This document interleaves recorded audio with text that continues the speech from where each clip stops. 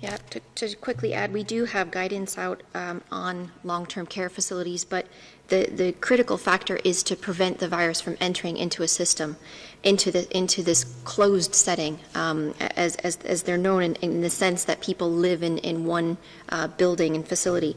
What the goal is to prevent the virus from entering in and to help these facilities to have a risk assessment-based approach to say, what is our risk of having this virus introduced? And if it is, what do we do? What is our plan to be able to protect the residents of these long-term facilities? How do we protect the workers who work there? And part of that is looking at infection prevention and control within that facility, ensuring that the workers who are there are trained, that the residents are familiar with what COVID is and how they can protect themselves, and ensuring that the right prevention and control measures are in place. As you've highlighted, that this is a persistent problem in many countries, and is something that we really need to find ways to better support countries in this.